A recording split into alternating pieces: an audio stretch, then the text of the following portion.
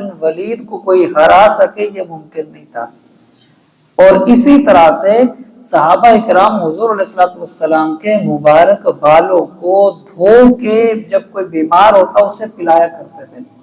اور وہ شفا یاب بھی ہو جاتا تھا۔ تو بہت ساری برکتیں آتے ہیں کہ حضرت طلحہ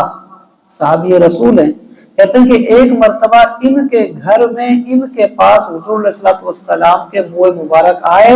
تو یہ ساری رات، کیونکہ ظاہر صحابی تھے نا، اللہ کے مقبول تھے، نیک تھے، عقیدت مند تھے، ہم جیسے گنہگار نہیں تھے۔ آتا ہے کہ ان کے گھر میں جب حضور علیہ الصلوۃ والسلام کے مبارک بال آئے تو ساری رات حضرت طلحہ خود فرشتوں کی تسبیح و تعلیل سنتے رہے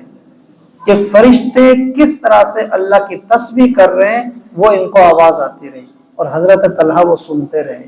تو مقصد یہ ہے جہاں حضور علیہ الصلوۃ والسلام کے منہ مبارک آ جائیں وہ جگہ میں برکت ہو جاتی ہے، تو چیز خود کتنی بابرکت ہوگی۔ اور صحابہ کرام جیسا کہ حضرت امیر معاویہ رضی اللہ تعالی عنہ، آپ نے کہا تھا اپنی وصیت میں کہ جب میں ہو جاؤں، مجھے جب دفن کرنے لگو، میری آنکھوں اور میرے ہونٹوں پہ حضور علیہ الصلوۃ والسلام کے ناخن اور بال رکھ دینا، یہ قبر میں میرے لیے آسانی ہوگی۔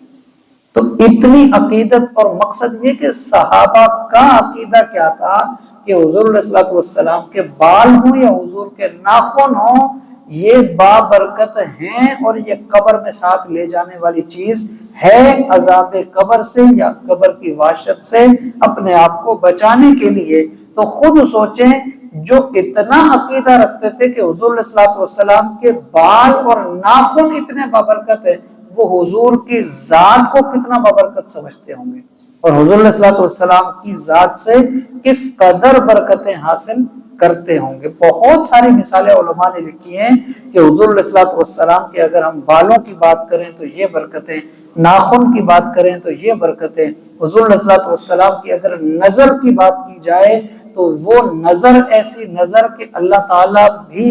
حالانکہ ذات باری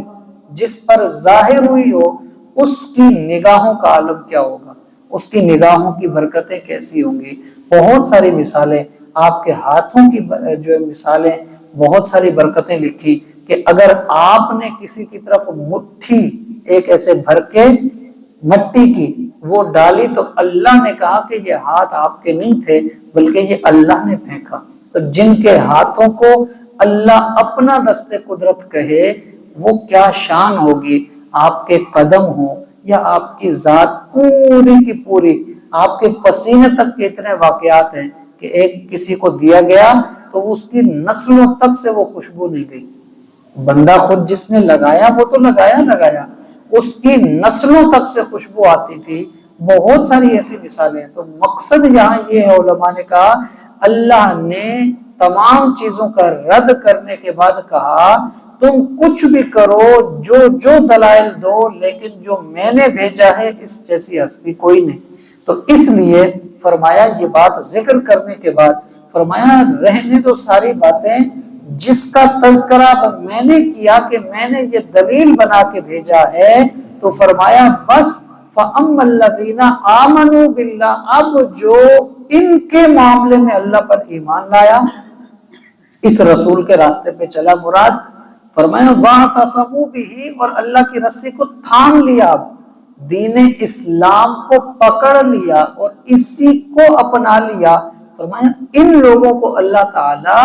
اپنی خاص رحمت میں بھی داخل کرے گا اور اللہ تعالیٰ ان کو خاص اپنے فضل میں بھی داخل کرے گا، اور یہی وہ لوگ ہوں گے جن کو اللہ سیدھا رستہ دکھائے گا، باقیوں کو سیدھا رستہ نہیں دکھائے گا۔ چاہے کوئی حضرت عیسیٰ کو مانے، چاہے حضرت موسیٰ کو مانے، حضرت عزیر کو مانے، کسی کو بھی مانے، لیکن اگر حضور کا انکار کرے گا تو ہدایت کبھی بھی نہیں پا سکتا، اور یہی اسلام کی تعلیم ہے۔ اللہ تعالیٰ سے دعا ہے اللہ تعالیٰ ہمیں صحیح معنوں میں برکتیں حاصل کرنے کی توفیق عطا فرمائے، دین متین پر درست طریقے سے عمل کرنے کی توفیق عطا فرمائے۔ جہاں ایک چیز ہمیں یہ پتہ چلی، وہاں دوسری چیز یہ بھی پتہ چلی کہ جو اللہ کے مقبول ہوتے ہیں نا،